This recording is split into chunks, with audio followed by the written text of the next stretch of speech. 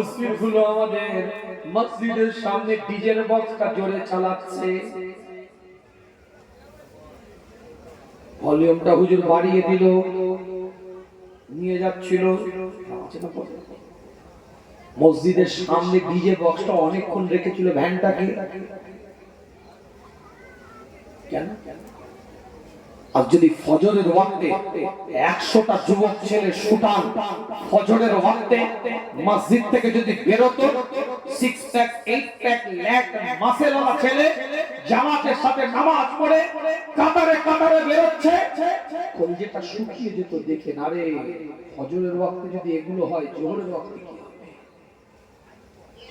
বেরোচ্ছে তো 3:30, 3:30 মানে 4:30 টাইম নয়, মুসল্লির সংখ্যা 3 জন দাঁড়িয়ে নামাজ পড়ে, একজন বসে বসে 3:30 মুসল্লি, 4:30 4 জন দাঁড়িয়ে পড়ে, একজন চেয়ারে পড়ে। এমসিবি পড়ে গেছে, ফিউজ উড়ে গেছে, মিটারে কারেন্ট নেই, মনে করবেন না এরা ধরে রেখেছে মসজিদগুলোকে, এর জন্য তাদেরকে সম্মান দিচ্ছি। ইনাদের জন্য বরঞ্চ শরিয়াত ছাড় দিয়েছে, কেন? মাজুরিয়াত এসে গেছে, রক্ষাত দিয়েছে, এনারা আজিমাতের উপর আমল করছে।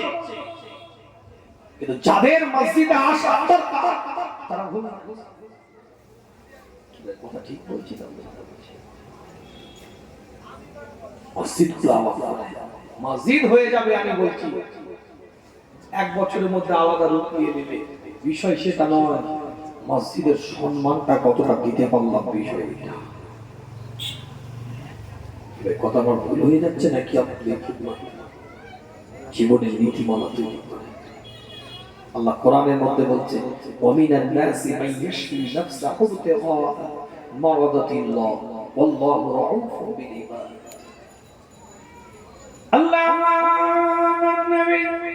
নবী মুহাম্মদ রাসূলুল্লাহ সাল্লাল্লাহু আলাইহি ওয়াসাল্লাম সাহাবায়ে কেরাম হুজুরদের সাথে আলাপ আলোচনা করতে থাকে, সাহাবায়ে কেরাম হুজুরদের সাথে কথাবার্তা বলতে থাকে। সূরার নাম সূরাতুল বাকারা, দ্বিতীয় নাম্বার সূরা, 207 নম্বর আয়াতের মধ্যে আল্লাহ পাক জানিয়ে দেয়, ওয়া মিনান নাসি মান ইয়াশরি নাফসাহু ইবতিগা মারাদাতিল্লাহ ওয়াল্লাহু রাউফুন বিল ইবাদ। মানুষের মধ্যে এমন কিছু ব্যক্তিত্ব আছে, এমন কিছু মানুষ আছে, যে মানুষগুলো আমি আল্লাহ আমার নৈকট্য অর্জন করার জন্য, আমি খোদা আমাকে খুশি করার জন্য, আমি আল্লাহ আমার রিদামান্দির জন্য তারা নিজেদেরকে বিলিয়ে দেয়, তারা নিজেদেরকে দিয়ে দেয়। আমি আল্লাহ কিসে খুশি, ওই বান্দাগুলো আমার খুশিতে খুশি হওয়ার জন্য তারা নিজেদেরকে বিলিয়ে দেয়। মানব জাতির মধ্যে এমন কিছু ব্যক্তিত্ব আছে, অন্য একটা আয়াতের মধ্যে আল্লাহ জানিয়ে দিলেন, সূরার নাম সূরাতুন নিসা, 4 নম্বর সূরা, 54 নম্বর আয়াতের মধ্যে আল্লাহ জানিয়ে দেয়, আম ইয়াহসুদুনান নাসা আলা মা আতাকুমুল্লাহু মিন ফাদলিহি। পৃথিবীর মধ্যে এমন কিছু ব্যক্তিত্ব আছে যাদেরকে আমি আল্লাহ আমার পক্ষ থেকে নিয়ামতটা দান করে থাকি, আমি আল্লাহ আমার পক্ষ থেকে মর্যাদাটা দান করে থাকি, আমি আল্লাহ আমার পক্ষ থেকে মর্যাদাটা দান করে থাকি। এই দুটো আয়াতকে সমন্বয় করে মুফাসসিরিনরা বলছে আল্লাহ পাক কাদেরকে নিয়ামত দান করে।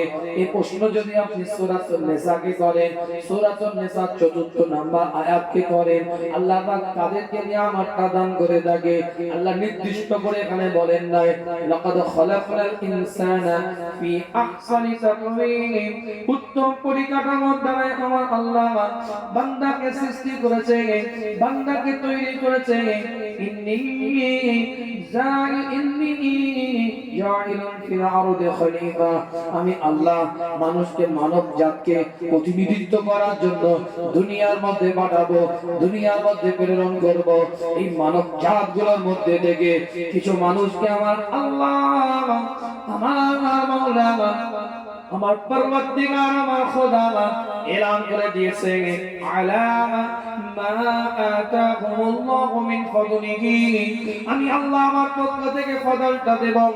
এটা যদি আপনি প্রশ্ন করেন কাদেরকে আল্লাহ ফজল দিবে, কাদেরকে আল্লাহ নিয়ামত দিবে, কাদেরকে আল্লাহ মর্যাদা দিবে, নির্দিষ্ট করে আল্লাহ বলেন না, নয় কোন ক্লু আল্লাহ পাক দেন না, নয় কোন ধারণা পোষণ করেন না, নয় কোন সিম্পটমের কথা বলেন নাই, দেখা কি কেরা কি লম্বা কি বেটে কি মোটা কি রোগা কেমন হবে এই সিম্পটমের কথা বলেন নাই, কোন রকম কোন ক্লু আল্লাহ পাক দেন নাই। পরিষ্কার আপনি যদি সূরাতুন নিসাকে আপনি 54 নম্বর আয়াতকে জিজ্ঞাসা করেন আলা মা আতাকুমুল্লাহু মিন ফাদলিহি, আল্লাহ পাকের নিয়ামত প্রাপ্ত বান্দা কারা, আপনার এই উত্তরটা দিবে সূরা বাকারার 207 নম্বর আয়াত। যারা আল্লাহকে খুশি করার জন্য নিজেদেরকে বিলিয়ে দিয়েছে তারা আল্লাহ পাকের রহমত প্রাপ্ত বান্দা। সুবহানাল্লাহ সুবহানাল্লাহ। কারা রহমত প্রাপ্ত বান্দা? যারা আল্লাহকে খুশি করার জন্য নিজেকে বিলিয়ে দিয়েছে, নিজস্ব কোনো অভিরুচি নিজস্ব কোনো অভিমত নেই, আল্লাহ রাজি বান্দা রাজি। ইব্রাহিম খলিলুল্লাহ রবের কাছে বলে আল্লাহ মাওলানা পরওয়ারদিগার খোদা, আমি ইব্রাহিম খলিলুল্লাহকে আপনি এই যুগের সব থেকে সেরা মানুষটার সাথে সাক্ষাৎ করিয়ে দেন। আপনার নৈকট্য অর্জনকারী, আপনার দরবারে কবুলিয়তের দরজা অর্জনকারী, আপনার দরবারে আলা মাকাম প্রাপ্ত বান্দা, ওই বান্দাটার সাথে আমাকে দেখা করিয়ে দেন, ওই বান্দাটার সাথে আমার একটু সাক্ষাৎ করিয়ে দেন।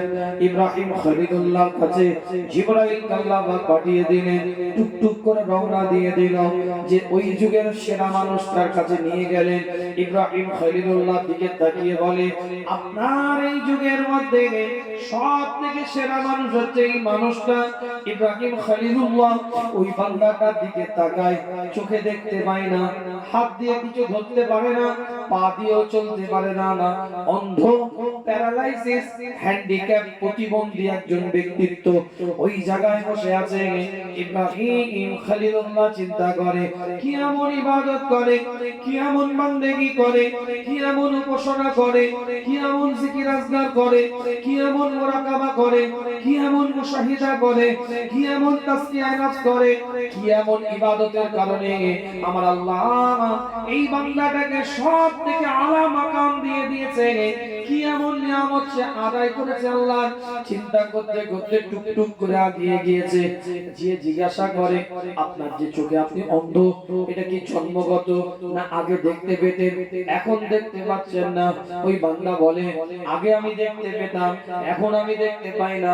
ইব্রাহিম খলিলুল্লাহ জিজ্ঞাসা করে আপনি কি রবের দরবারে দোয়া চান না? আমায় আল্লাহ তুমি আমার দৃষ্টি শক্তিটাকে ফিরিয়ে দাও, তুমি আমার দৃষ্টি শক্তিটাকে দাও, আমি যেন চোখ দিয়ে দেখতে পাই, আমার যেন চোখের দৃষ্টি শক্তি থাকে, আমার যেন চোখের দেখার ক্ষমতা থাকে। এই রকম কি আপনি রবের কাছে দোয়া চানলে? ইব্রাহিম খলিলুল্লাহ দিকে তাকিয়ে বলে আমার চিন্তায়, আমার চেতনায়, আমার ভাবনায় আমার চোখের দৃষ্টি শক্তি থাকলে আমার জন্য ভালো হতো, কিন্তু আমার আল্লাহ যতদিন আমার চোখের দৃষ্টিটা দিয়েছিলেন ওটাই আমার জন্য ভালো ছিল, এখন চোখের দৃষ্টিটা আমার নাই, আমার চিন্তায় মনে হচ্ছে থাকলে ভালো হতো, কিন্তু আল্লাহর চিন্তা নাই, আল্লাহর দূরদর্শিতায় রবের হুকুমে এটা আমার জন্য ভালো, তাই আমার আল্লাহ যাতে রাজি আমি বান্দাও তাতে রাজি হয়ে গেছি। সুবহানাল্লাহ সুবহানাল্লাহ।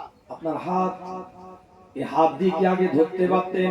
জঙ্গল থেকে আমি কাঠ কেটে আনতাম, ক্ষমতা চলে যাবার পরে কি আল্লাহর কাছে আপনি দোয়া চান নাই?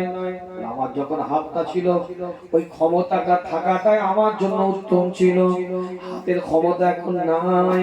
আমার চিন্তায় আমি মনে করছি ক্ষমতা থাকলে ভালো হতো, ক্ষমতা থাকলে আমার খুব উপকার হতো, কিন্তু আমার আল্লাহ আমার চিন্তার থেকে আমার জন্য কিছু ভালো ভেবে রেখে দিয়েছে, তাই আমার আল্লাহ যাতে রাজি আমি বান্দাও তাতে রাজি হয়ে গিয়েছি। সুবহানাল্লাহ সুবহানাল্লাহ। এই যে পায়ে হাল করে বসে আছে, আগে কি হাঁটতে পারতেন? দৌড়াতাম, পায়ের ক্ষমতা চলে গেল, দোয়া চাননে। আমার চিন্তায় ক্ষমতা থাকলে ভালো, আমার চিন্তায়, আমার চেতনায়, আমার থিঙ্কিং এ পা দিয়ে হাঁটবো, নিজের কাজ নিজে করব, আমার চিন্তায় ক্ষমতা থাকলে ভালো। কিন্তু আমার আল্লাহ যতদিন ক্ষমতা রেখেছিলেন এটা আমার জন্য উত্তম ছিল। আপনারা কি বুঝতে পারছেন না বুঝতে পারছেন? আল্লাহ যতদিন আমার পায়ের ক্ষমতা রেখেছিলেন এটাই আমার জন্য উত্তম ছিল। যখন ক্ষমতাটাকে কেড়ে নিলেন এই না থাকাটাই আমার জন্য উত্তম। কেন আমার আল্লাহ আমার জন্য কিছু ভালো ভেবে রেখে দিয়েছে, তাই আমার আল্লাহ যাতে রাজি, আমি বন্দাও তাতে রাজি হয়ে গেছি। সুবহানাল্লাহ, সুবহানাল্লাহ। ইব্রাহিম খলিলুল্লাহ রবের দিকে লক্ষ্য করে, মাওলার দিকে লক্ষ্য করে, খোদার দিকে তাকিয়ে আওয়াজ দিয়ে এলান করতে থাকে, আল্লাহ তোমার এই বান্দা কোন জিকিরের কারণে, কোন ফিকিরের কারণে, কোন মুরাকাবার কারণে, কোন মুশাহিদার কারণে, কোন তাসকিয়ায়ে নফসের কারণে, কোন আল্লাহ তোমার নৈকট্য অর্জন করে না, একমাত্র এই বান্দা তোমাকে খুশি করেছে, তুমি যাতে রাজি এই বান্দাও তাতে রাজি হয়ে গেছে। আল্লাহ তুমি তাই এই বান্দাটাকে আলা মাকাম দান করে দিয়েছো। সুবহানাল্লাহ, সুবহানাল্লাহ। সিঁড়িটা দিয়ে আমি নামতে গেলাম আর পাটা আমার মুচকে গেল। আমি আমার কথা বলছি, আপনাদের কথা নয়। আমি বলবো আল্লাহ সামনে কথা কিছু বুঝতে পারছে? হুকুম আল্লাহর জানার পরেও এত ওপিনিয়ন দিয়ে দিয়ে, এত কমেন্ট করে করে, এত আমাদের মন্তব্য করে করে অভ্যস্ত হয়ে গিয়েছি। আল্লাহর আইন, আল্লাহর হুকুম, আল্লাহর ওয়াদা, আল্লাহর পক্ষ থেকে ফয়সালা এটা জানার পরেও আমরা কিন্তু ওপিনিয়ন দিতে, মন্তব্য করতে, কমেন্ট করতে কিন্তু আমাদের একটু মিনিটের জন্য ভাবি না। ভালো ভালো নামাজি পরেশগারের কথা বলছেন, ওই মদ মাতাদের কথা বলছি না আমি। পরপর তিনটে বাচ্চা হোক না, দেখবে কোন বৌমা তিনটে পরপর বাচ্চা হোক, ভালো ভালো হাজি সাহেব দেখবে উল্টো পাল্টা বলছে। কন্যা সন্তান পুত্র নয়, তিনটে হোক, ভালো ভালো টুপিওয়ালা দাড়িওয়ালা দেখবে কমেন্ট করছে। কথা মনে থাকে আল্লাহর আইন, আল্লাহর হুকুম জানার পরেও আমরা কিন্তু কমেন্ট করতে উস্তাদ। ভালো ভালো মানুষ কমেন্ট করে, আমি তো আমার কথাই বলি। জীবনের নীতিমালা তৈরি করে, ইসলাম নাটক অভিনয় বান্দা আল্লাহর উপরে তাওয়াক্কুল তৈরি হবে। জামাতের নামাজের গুরুত্ব বাড়ান, দিলের মধ্যে তাওয়াক্কুল তৈরি করেন, আল্লাহ যাতে আছে এই জায়গা তৈরি করেন ইবাদতের, রব যাতে খোদা যাতে আছে এই জায়গা। আল্লাহ পাকের নেককার বান্দী কাবা বাইতুল্লাহকে তাওয়াফ করে, কাবা বাইতুল্লাহকে তাওয়াফ করতে থাকে। আল্লাহ পাকের নেককার বান্দী হযরত আসওয়াদে চুম্বন দেয়। হযরত আসওয়াদে চুম্বন দেওয়ার পরে আস্তে আস্তে টুকটুক করে এগিয়ে যাচ্ছে। হাতিমের গা দিয়ে, রুকনে ইয়ামিনের পাশ দিয়ে, কাবা শরীফের গা দিয়ে টুকটুক করে এগিয়ে যাচ্ছে। কিতাবটা মুতকে পরিষ্কার করে লেখা আছে, আল্লাহ পাকের বান্দী কাবা বাইতুল্লাহর দিকে তাকিয়ে বলতে থাকে, এই কাবার খোদা তোমার এই বান্দী তোমার উপরে এই হালেও খুশি আছে, তোমার এই বান্দী তোমার উপরে এই হালেও খুশি আছে, তোমার এই বান্দী তোমার উপরে এই হালেও খুশি আছে। বারবার বলতে থাকে, কাবা শরীফটাকে তাওয়াফ করতে থাকে। একজনের কানে আওয়াজটা পৌঁছে যায়, টুকটুক করে এসে সেই বান্দীকে জিজ্ঞাসা করে, তুমি বারবার এই কথা বলছো কেন? তোমার বান্দী এই হালেও তোমার উপরে খুশি, তোমার অবস্থাটা কি, তোমার সিচুয়েশনটা কি, কি সিচুয়েশন তুমি ক্রিয়েট করছো, কি পরিস্থিতির মধ্যে তুমি আছো, কি সমস্যার মধ্যে তুমি আছো, কি পরিস্থিতির মধ্যে তুমি কাটাচ্ছ। বারবার বারবার এই কথা কেন বলছো, বারবার এই আলোচনাটা কেন রাখছো? আল্লাহ পাকের বান্দে কাবা বাইতুল্লাহ তাওয়াফ করতে করতে এই কথা যখন উত্তর দিতে তাকে হয়েছে, সে বলতে থাকে আমি উনুনের পাশে রুটি বেলছিলাম, রুটি সেকছিলাম, দাও দাও করে উনুন জ্বলছে, আগুনের মধ্যে রুটি সেকছি, হঠাৎ করে আমার দুটো বাচ্চা ঘরের মধ্যে খেলা করছিল, হঠাৎ করে আওয়াজ আমি একটা শুনতে পেলাম, আমার কোলের মধ্যে একটা ছোট্ট বাচ্চা ছিল, ওই বাচ্চাটাকে ওখানে বসিয়ে দিয়ে চটচলতি ঘরের মধ্যে আমি প্রবেশ করলাম। আমি লক্ষ্য করি কিছুদিন আগে আমার পরিবারের মধ্যে একটা বকরি জবাই করা হয়েছিল, সেই বকরি জবাই করা দৃশ্যটা আমার দুটো বাচ্চা দেখেছে। একটা ধারালো অস্ত্র দিয়ে জবাই করা হয়েছে, কেমন ভাবে জবাই করা হয়েছে, তারা একে অপরের সাথে খেলা করছিল, করতে করতে আমার বড় ছেলেটা, আমার মেজ ছেলেটা আর গলার মধ্যে ওই ধারালো অস্ত্রটাকে চালিয়ে দিয়েছে, রক্তাক্ত অবস্থায়, মৃত অবস্থায় ওই জায়গায় পড়ে আছে। আমি মা বড় ছেলেটাকে খুঁজতে বেরো না, কোথায় গিয়ে সে লুকিয়ে গেল, ভয়ে কোন জায়গায় গিয়ে লুকিয়ে গেল সে। আমি লক্ষ্য করে দেখি আমাদের পরিবারেরই এক জায়গায় কিছু কাঠ রাখা আছে, লাকড়ি রাখা আছে, সেখানে গিয়ে আমি খুঁজলাম, দেখতে পেলাম আমার ছেলেটা ওখানে আছে, কিন্তু ওই জায়গায় বিষাক্ত সাপের দংশনে মৃত অবস্থায় আমার বড় ছেলেটাকে আমি পেলাম। আমি দুটো বাচ্চাকে ঘরের মধ্যে নিয়ে আসলাম, এক জায়গায় রাখলাম। আমি চিন্তা করছি আমার ছোট্ট বাচ্চাটাকে তো উনুনের কাছে আমি রেখে দিয়ে এসেছি, ঘর থেকে আমি লাফিয়ে গিয়ে বেরিয়েছি, বেরোবার পরে লক্ষ্য করে দেখি উনুনের আগুনের মধ্যে ছোট্ট বাচ্চাটা দাউ দাউ করে জ্বলছে। আমি মা একসাথে তিনটে বাচ্চাকে গোসল করাতে দেখেছি, আমি মা একসাথে তিনটে বাচ্চাকে কাফনস্থ অবস্থায় দেখেছি, আমি মা একসাথে তিনটে বাচ্চাকে এক জায়গার মধ্যে এক স্থানের মধ্যে জানাজার নামাজ পড়াতে দেখেছি, কবর দিতে দেখেছি। আমি মা এই অবস্থায় আমার খোদাকে বলছি তাওয়াফ করতে করতে, আল্লাহ মাওলা পরওয়ারদিগার খোদা, তোমার বান্দা এই অবস্থাতে তোমার উপরে খুশি আছে। সুবহানাল্লাহ, সুবহানাল্লাহ। বান্দার কোয়ালিটি আপনার আমার মতো, আপনার কি বলে ঘোলেও আছি, অম্বলেও আছে, এ কোয়ালিটির বান্দা হলে হবে না। সাপের মুখে চুমু দিচ্ছি, ব্যাঙের মুখে চুমু দিচ্ছি, পাক্কা নামাজি ছেলের বিয়েতে কোল দিয়ে বসে আছে, পাক্কা হাজি সাহেব মেয়ের বিয়েতে ডিজে বাজিয়ে বসে আছে, পাক্কা নেককার খবর নিয়ে দেখে যাও ভাইয়ের সম্পত্তি নিজের নামে জোর করে রেকর্ড করা হচ্ছে।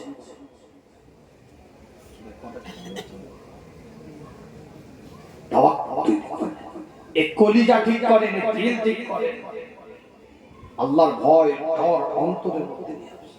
তাওয়াক্কুল, আল্লাহ তুমি রাজি, আমি বান্দা। এই জায়গা যদি তৈরি করতে পারেন, হিংসা থাকবে না, লোভ থাকবে না, যে আল্লাহ তুমি রাজি আমি রাজি, তুমি আমার পাশের লোক থেকে বড় লোক করেছো, আমাকে ছোট গরিব করেছো, যদি এইটা থাকে যে আল্লাহ তুমি রাজি তুমি বড় লোক আমি গরিব, আমি তাতেই খুশি, এটা যদি থাকে, হিংসা থাকবে, লোভ থাকবে, পরচর্চা থাকবে, পরনিন্দা থাকবে। আল্লাহ যে হালে রেখেছে বান্দা যদি সেই হালে থাকতে শিখে যায়, কোন রকম তার হিংসা, গীবত, পরচর্চা, পরনিন্দা, লোভ, আসাব তার দিলের মধ্যে আসবে না। কথা ঠিক বলছি না? আল্লাহ পাক কবুল করেন, সকলে বলেন আমিন। বিখ্যাত একজন তাবিঈ ওমর ইবনে আব্দুল আজিজ রাদিয়াল্লাহু তাআলা যখন এসেছিলাম, ওই আপনার কি বলে ছিটে ফুটা মানুষ বসেছিলেন, আমি আপনাদেরকে কষ্ট দিইনি, একদম ধারাবাহিক আলোচনা করে দিচ্ছি, কোট আলোচনা, যেটা মসজিদের আলোচনা, মসজিদের প্রসঙ্গ টেনে নিয়ে তাওয়াক্কুল তৈরি করে নামাজি হতে হবে, এটা বোঝাতে চাইছি। আল্লাহর উপরে ভরসা রেখে নামাজি হতে হবে। দেখি আপনাদের একটা আওয়াজ দেন, দেখি এতক্ষণ আওয়াজ দেওয়ায়নি। নারায়ে তাকবীর, আল্লাহু আকবার। কে কে আল্লাহকে ডাকবেন দুটো হাত তুলে, একদম দুটো হাত টনটন করে তুলে, দেখি দুটো হাত একদম টনটন। এটা হাত দুটো নাড়ান দেখি, তাকবীর দেন দেখি, নারায়ে তাকবীর। একটা মানুষের জবান বন্ধ না থাকে, একই সুরে একই আওয়াজ চিৎকার দিয়ে দেন, নারায়ে তাকবীর, নারায়ে তাকবীর। সিলসিলায়ে ফুরফুরা শরীফ, সিলসিলায়ে ফুরফুরা শরীফ, মাসলাকে মুজাদ্দিদে জামান, মাসলাকে মুজাদ্দিদে জামান, নারায়ে তাকবীর। তাকবীর এখানে, ওই যে রাস্তায় গেছে আমাকে নতুন হাটে আনতে গেছে, আলহামদুলিল্লাহ ভালোবাসি। আমি কিছু ব্যক্তিগত জিনিস পছন্দ করি, আবার অনেক সময় পছন্দ করি না অনেক কিছু। আমার ফর্মুলা হচ্ছে, আমাকে আনতে গেছে, যাবে, অবশ্যই এটা আবেগ, দুর্বলতা, ভালোবাসা। কিন্তু জালসার মাহফিলের মাইকের আওয়াজ শোনা যাচ্ছে না, সেখানে তাকবীর দেওয়া যাবে না। নতুন হাটে গিয়ে নারায়ে তাকবীর আল্লাহু আকবার বলতে হবে। তোমার গন্ডিতে আসো, মাইক বাজছে, সেখানে দাও। এটা বান্দার হক নষ্ট করা হয়। একটা বাচ্চা ছেলে ঘুমাচ্ছে, সেখানে তো জানেই না কি হচ্ছে, হট করে তাকবীর দিয়ে দিলে তার যত ঘুম থেকে উঠে বললো। আর যে এলাকাটা মাইক চলছে, বোঝাই যাচ্ছে যে এখানে জলসা জুলুস হচ্ছে, মানুষের একটা অ্যাটেনশন অ্যালার্ট আছে, অ্যালার্ট। এমন না একটা জলসা হচ্ছে, একটা ধর্মীয় অনুষ্ঠান হচ্ছে, যে ধর্মেরই মানুষ থাকুক না কেন, একটা অ্যালার্ট আছে যে আপনার গন্ডির মধ্যে যেখানটা মাইক চলছে, যে একটা ধর্মীয় অনুষ্ঠান হচ্ছে। আর নতুন হাট পার করে একটা পাড়া আছে, ধরেন আমি কথার লেগে বলছি, সে তো জানে না এটা কি হচ্ছে, কথা ঠিক না। সময়, কাল, পরিবেশ, পরিস্থিতির উপরে দাঁড়িয়ে ইসলাম অভদ্রতাকে শিক্ষা দেয় না, ইসলাম ভদ্রতা শিক্ষা দেয়। ইসলাম চমকানোর শিক্ষা দেয় না, আবার কেউ চমকালে নেজ গুটিয়ে চলে যাওয়ার শিক্ষা দেয়। আমরা চমকাতেও যাই না, কিন্তু কেউ চমকালে তার প্রতিবাদ করতে জানি। এগুলো বুঝলাম। আল্লাহ আমাদের সকলকে কবুল করেন। কি ভাই, আমি কথাটা কি ভুল বললাম? তাকবীর দিচ্ছেন তো আল্লাহর নাম নিচ্ছেন, এটা কি গুনাহ হবে? আস্তাগফিরুল্লাহ না, কিন্তু পরিবেশ পরিস্থিতির উপরে দাঁড়িয়ে আপনাকে কাজ করতে হবে। আসুন না, এখানে দেখেন কি কত আওয়াজ দিতে হয়, কি কথা ঠিক না? হ্যাঁ, অবশ্যই সম্মান আছে, ইজ্জত আছে, পীরের আওলাদ, মুজাদ্দিদে জামানের বাড়ির আওলাদ, দাদা পীরকে মহব্বত করে আপনি আমাকে ভালোবাসেন, আমার ব্যক্তিগত কোনো সম্মান নেই, তার সম্মানে আমি সম্মানিত, তার পরিচয় আমার পরিচিত, আমার যোগ্যতার নিরিখে আমি ঘুরি না, তার যোগ্যতাতে মানুষ আমাদেরকে ভালোবাসে, আমাকে ভালোবাসে। আপনার দিন ছিলাম বাংলাদেশে, একদিন 4টে 5টা পর্যন্ত প্রোগ্রাম করতে হয়েছে, এত মানুষ ভালোবাসে। সীমিত সময়ের জন্য যায়, এটা আজকে দুটো প্রোগ্রাম এখানে করলাম, এখান থেকে আমি ভাঙড় যাব, ফুলবাড়ি করে যাব পানাপুকুর, কথা বুঝতে পারছেন? রাতে 3টে, দিনে 2টে। কেন? আমার যোগ্যতায়, আমার যোগ্যতায় কে বুঝবে আমাকে? এরা কত ঘুরে বেড়াচ্ছে ছাপোষা গ্রামে, পাড়ায়, মহল্লায়, ওই একটা স্টাফ আমার প্রিয় তা ঠিক করেছিল। আল্লাহ পাক কবুল করে। তাহলে আমি আপনাদের শিক্ষা দেব না তো কে দিবে? আমি আপনাদেরকে বলবো না তো কে বলবে? আল্লাহ আমাদের সকলকে সহি বুঝ দান করেন, সকলে বলেন আমিন। মাহফিলের পরিবেশগুলো ঠিক রাখি, দোকান, বাজার, মেলা, এগুলো মাহফিলের পরিবেশ নয়, কথা ঠিক না। মাহফিলের সিচুয়েশন, পরিস্থিতি তৈরি করে। যে কথা বলছিলাম, হযরত ওমর ইবনে আব্দুল আজিজ রাদিয়াল্লাহু তাআলা বিখ্যাত একজন তাবিঈ, 100 হিজরির মানুষ, বিখ্যাত তাবিঈ। হঠাৎ করে একদিন ঘরের মধ্যে প্রবেশ করেছে, নিজের কন্যার দিকে লক্ষ্য করে বলছে, মা আমি তৃষ্ণার্ত, আমি পিপাসিত, মা আমাকে পেয়াস পেয়েছে, একটু পানি দে না মা। আল্লাহ নবী নবী মুহাম্মদুর রাসূলুল্লাহ সাল্লাল্লাহু আলাইহি ওয়াসাল্লাম কে যারা দেখেছে তাদেরকে সাহাবা বলা হয়। 1,25,000 হুজুরের সাহাবা ছিল, আর হুজুরের সাহাবাদেরকে যারা দেখেছে তাদেরকে তাবিঈ বলা হয়। এই রকম একজন বিখ্যাত তাবিঈ হযরত ওমর ইবনে আব্দুল আজিজ ঘরের মধ্যে প্রবেশ করে বলেন, মা আমি তৃষ্ণার্ত তোর বাবা, একটু পানি আমাকে দে, আমি পিপাসিত তোর বাবা, একটু আমাকে পানি দে। 3বার বলেছে। স্ত্রী এক মগ পানি নিয়ে দাঁড়িয়ে আছে। স্ত্রীর দিকে তাকিয়ে ওমর ইবনে আব্দুল আজিজ বলতে থাকে, আমি তো তোমাকে পানি আনতে বলি নাই, আর কতক্ষণ ধরে আমি আওয়াজ দিচ্ছি মেয়েটাকে একটু পানি নিয়ে আসার জন্য। সে ঘরের মধ্যে আছে, সবকিছু শুনতে পাচ্ছে, কিন্তু আমার জন্য এক গ্লাস একটু পানি নিয়ে আসতে পারলো না। ওমর ইবনে আব্দুল আজিজ তার স্ত্রীকে বলে, আমি তো তোমাকে পানি আনতে বলি নাই। একটু তাম্বি করছে হযরত ওমর ইবনে আব্দুল আজিজের স্ত্রী চোখ দিয়ে পানি টোসাটা গড়িয়ে যায়। ওমর ইবনে আব্দুল আজিজের দিকে লক্ষ্য করে তার স্ত্রী বলতে থাকে, আজ আপনাকে বলতে আমি বাধ্য হচ্ছি, আপনার মেয়ে আমাকে বলতে নিষেধ করেছে, কিন্তু আপনি যখন বারবার আমাকে জিজ্ঞাসা করছেন, আজকে আমি বলতে আপনাকে বাধ্য হয়ে গেলাম। উমর ইবনে আব্দুল আজিজ রাদিয়াল্লাহু তাআলা আনহুর স্ত্রী বলে, আপনার মেয়ের শরীরের মধ্যে যে পোশাকটা আছে, যে কাপড়টা সে পরে আছে, এমন এমন জায়গায় তার কাপড়টা ছিদ্র হয়ে গেছে, এমন এমন জায়গায় তার পায়জামাটা ছিদ্র হয়ে গিয়েছে পোশাকের। একজন প্রাপ্তবয়স্ক সাবালিকা মেয়ে তার বাপের সামনে ওই পোশাকটা পরে দাঁড়াতে পারবে না, আপনার সামনে লজ্জায় সে বেরোতে পারছে না। ওমর ইবনে আব্দুল আজিজ একজন রাষ্ট্রনায়ক, রাষ্ট্রপ্রধান, সিজদার মধ্যে লুটিয়ে গেছে। সিজদা থেকে মাথাটাকে তুলে বলতে থাকে, আল্লাহ তুমি যে হালে আমাকে রেখেছো, এই জন্য তোমার দরবারে শুকরিয়া, আমি সিজদায় লুটিয়ে গেলাম। দোয়া চাইতে পারতো, আল্লাহ মেয়েটাকে একটু কাপড় কিনে তুলবো, তুমি একটু কিছু টাকার ব্যবস্থা করে দাও, এটা নাজায়েজ নয়।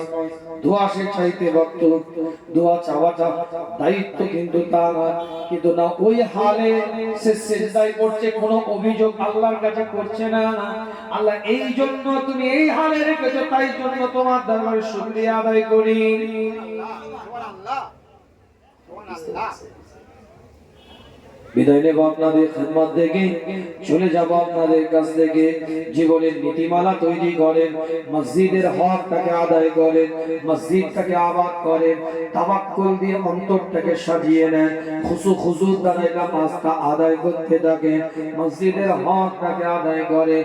আল্লাহ নবী মুহাম্মদুর রাসূলুল্লাহ সাল্লাল্লাহু আলাইহি ওয়াসাল্লামের উপরে আল্লাহ পাক আয়াতটাকে নাযিল করে দেয়। সূরার নাম সূরাতুল ইমরান, তৃতীয় নাম্বার সূরা, 92 নাম্বার আয়াত। পরিষ্কার কোরআন জানিয়ে দিচ্ছে, লান তানালুল বিররা হাত্তা তুনফিকু মিম্মা তুহিব্বুন।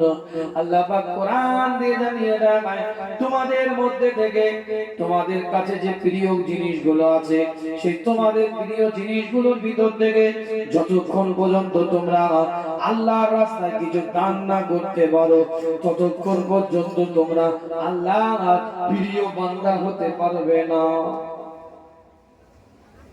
মসজিদের হক আদায় করতে হবে, এই কথা আমরা শুনেছি আলোচনার মধ্যে। তাওয়াক্কুল দিনের মধ্যে আনতে হবে, মসজিদে গিয়ে বা জামাতের সাথে আর নামাজ আদায় করতে হবে। এই আলোচনা আমার মুখ থেকে আপনারা শুনেছেন, কিন্তু মসজিদটা তো তার আগে একটু বানাতে হবে।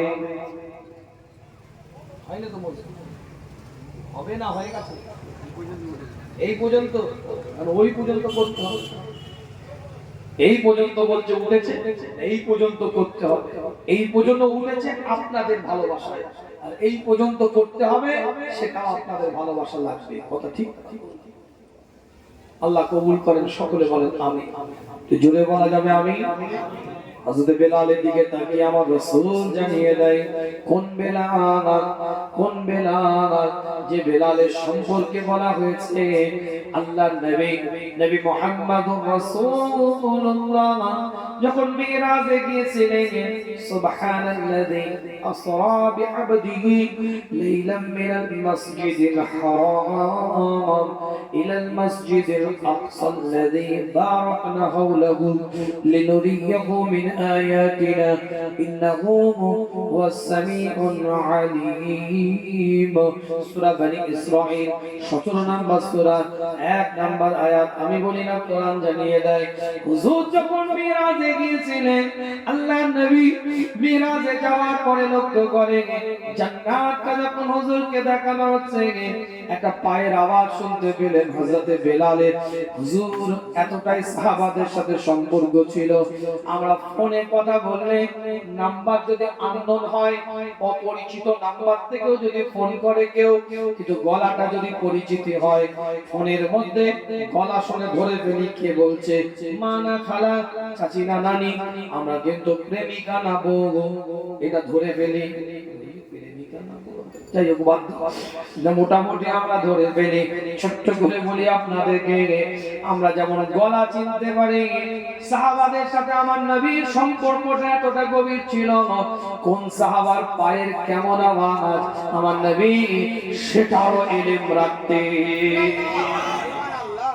সুবহানাল্লাহ সুবহানাল্লাহ সুবহানাল্লাহ হযরত বেলালের দিকে তাকিয়ে হুজুর এলান করে দিলেন বেলাল তুমি কি এমন ইবাদত করো কি এমন তাসবিহ আদায় করো যে তোমার পায়ের আওয়াজ আমি জান্নাতের মধ্যে শুনতে পেলাম হযরত বেলালকে লজ্জায় বলতে পারছে না হুজুর যখন বারবার বলছে হযরত বেলাল বলে হুজুর আমি যখনই পবিত্রতা অর্জন করি আমি তখনই দুনিয়ার নফল নামাজ আদায় করি যেটাকে তাহিয়াতুল উযুর নামাজ বলা হয় আল্লাহর নবী বললেন বেলাল তুমি এই আমলটাকে ছেড়ে দিবে না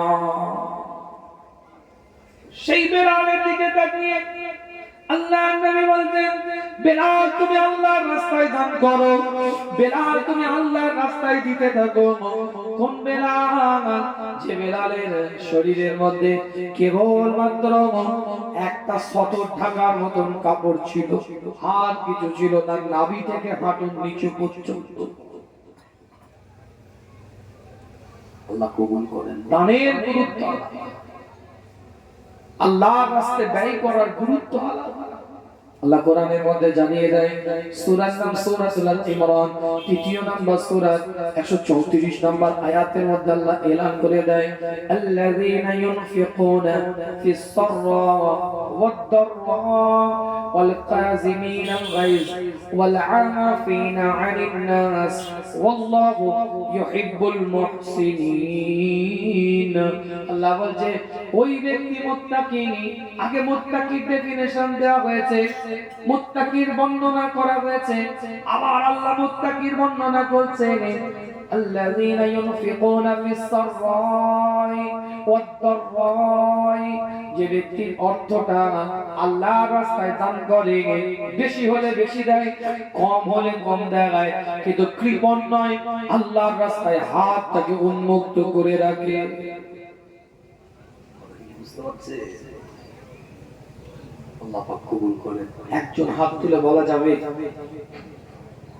এই মসজিদের জন্য একজন ব্যক্তি কেউ আছে আজকে গতকালকে আর পরশুদিন চাঁদা তুলেছি আমাদের একটা খানকা শরীফ আছে যেখানে 3 দিন ব্যাপী ফুরফুরা শরীফে কায়েম মুকামি সালাত বাংলাদেশে হয় পার্টিশনের পরে আমার দাদা জান ফুরফুরা শরীফের জাদ্দিনী শিল্পী মুজাদ্দিদ জামানের পূর্ণ কামালিয়াতের অধিকারী আলা হযরত বড় হুজুর পিকিল্লাহ রাহমাতুল্লাহ আলাইহি ওখানে একটা মাহফিল করেছিলেন 3 দিন ব্যাপী কেন সবাই তো আর পাসপোর্ট ভিসা মেইনটেইন করে আসতে পারবে না মুজাদ্দিদ জামানের 561টা খলিফার মধ্যে 350 খলিফা বাংলাদেশে তাদের মুরিদ ভক্ত ভালোবাসা সিলসিলার মতবাদের বহু লক্ষ লক্ষ মানুষ কথা বুঝতে পারছেন এই মানুষগুলো তো সবাই আর অফিশিয়াল সব দিন মেইনটেইন করে আসতে পারবে না তো হুজুর ওখানে একটা প্রতিষ্ঠান করলেন কি করলেন ফুরফুরা শরীফের কায়েম মুকাম মিসালে সাফ করলেন 3 দিন ব্যাপী দারুস শরিয়া রিয়াজুল জান্নাহ খানকা শরীফ পাকশি এটা আপনার পাবনা ডিস্ট্রিক্টের মধ্যে পড়ছে দেখবেন জায়গার নাম বলে দিচ্ছি তো ঈশ্বরদী থানা একটু মোবাইলে সার্চ দিয়ে দেখবেন এখন তো অত্যাধুনিক আপডেটেড যুগ তো সেখানেও কিছু চাঁদাপত্র তুলতে হয় আমাদের তো দরবারের মাফি তো মুখ ওখানে একটা বিশাল বিল্ডিং হচ্ছে তো আমি শুধু মুখে বলেছি কয়েক আপনার 1000 টাকা নয় লক্ষ লক্ষ টাকা এক একজন জোর আমি 1 লাখ দেব আমি 1 লাখ দেব আজকের কথা বলছি, আজকে দুপুর বেলায় প্রোগ্রাম ছিল আমার, দ্বিতীয় প্রোগ্রামটা সেই রানাঘাট কুলগাছি বলে একটা জায়গা আছে, দেখবেন একদম আধুনিক যুগ, উল্টো পাল্টা কথা বলে আপনার নাই, মোবাইলে সার্চ দিবেন হুজুর কোথা দেখতে পাবে, কথা ঠিক না।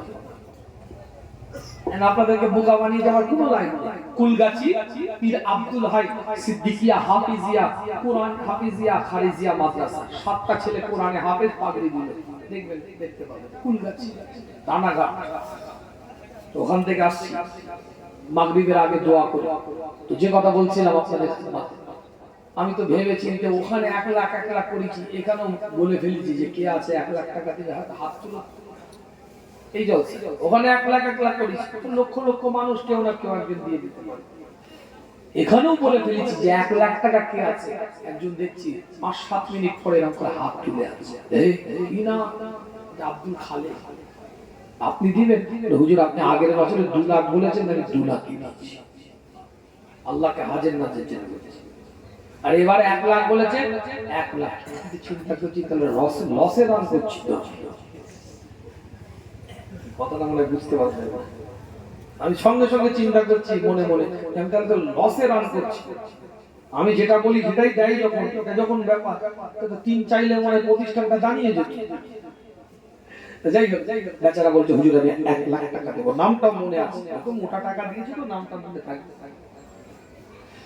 না। হুজুর বিল্লাহ একটা কথা বলতেন, রুপিয়া ऐसा चीज है नाउजुबिल्लाह, কানটা বলে বলতেন খোদা সে 19-20 তাবরের মাথা ঘুরে যাবে পয়সা দেখে। কি ভাই কথা ঠিক বলছি? আল্লাহ পাক সকলকে কবুল করেন, সকলে বলেন আমিন। তো আমি এখানে বেশি চাইবো না, ভয় করার কিছু নেই যে হুজুর মনে এখানেও কিছু চেয়ে ফেলবে, সেটা নয়।